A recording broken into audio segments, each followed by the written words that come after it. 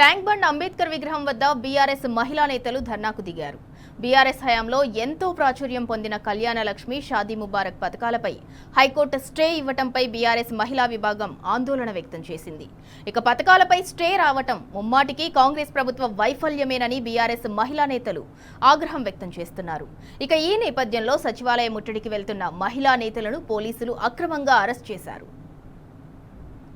ఇక ఇదే అంశానికి సంబంధించి మరింత సమాచారం మా ప్రతినిధి కిరణ్ అందిస్తారు. కిరణ్, అంబేద్కర్ విగ్రహం వద్ద బీఆర్ఎస్ మహిళా నేతలు నిరసన తెలియజేశారు. దానికి సంబంధించి అప్డేట్ ఏంటి?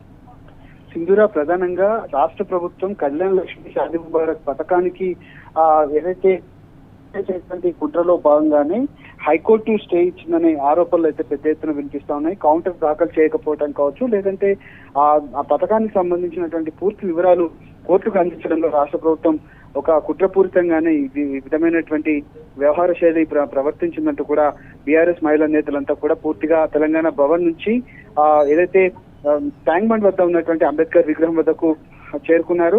పెద్ద ఎత్తున నిరసన కార్యక్రమం చేపట్టారు. ఏదైతే ఉన్నటువంటి రాష్ట్ర ప్రభుత్వం తులం బంగారం ఇస్తామని ఎన్నికల ముందు హామీ ఇచ్చింది, కానీ ఇప్పటి వరకు తులం బంగారం హామీ పక్కన పెట్టినటువంటి నేపథ్యంలో పూర్తిగా పథకాన్ని రద్దు చేసేటువంటి కుట్ర రాష్ట్ర ప్రభుత్వం చేస్తుందంటూ కూడా ఆగ్రహం వ్యక్తం చేశారు. ఎన్నికల ముందు ఒక మాట, ఎన్నికల తర్వాత మరో మాట మారుస్తూ 1 కోటి మంది మహిళలను కోటీశ్వర్లు చేస్తానని చెప్పి ఉన్నటువంటి పథకాలకు పూర్తిగా మంగళం పాడుతున్నటువంటి పరిస్థితులు కనిపిస్తున్నాయని వాళ్ళంతా కూడా ఆరోపించారు. అయితే మహిళా నేతలంతా కూడా సచివాలయం ముట్టడికి వెళ్తున్నటువంటి నేపథ్యంలో అంబేద్కర్ స్టాచ్యూ వద్ద నిరసన కొనసాగించి అక్కడి నుంచి నేరుగా సచివాలయం ముట్టడికి వెళ్తా ఉన్నారు. అయితే మధ్యలోనే పోలీసులు వారిని అరెస్ట్ చేసి పోలీస్ స్టేషన్ కి అయితే తరలించినటువంటి పరిస్థితులు మనకు కనిపించాయి. ఏదేమైనప్పటికీ రాష్ట్ర ప్రభుత్వం ఖచ్చితంగా కళ్యాణ లక్ష్మి పథకంతో పాటు షాదీ ముబారక్ పథకాన్ని, గత ప్రభుత్వం ఇచ్చినటువంటి పథకాన్ని కొనసాగిస్తూనే ఈ ప్రభుత్వం ఇచ్చినటువంటి హామీ తులం బంగారం ఏదైతే ఉందో వాటిని కూడా ఖచ్చితంగా అమలు చేయాలంటూ కూడా మహిళా నేతలంతా కూడా డిమాండ్ చేశారు.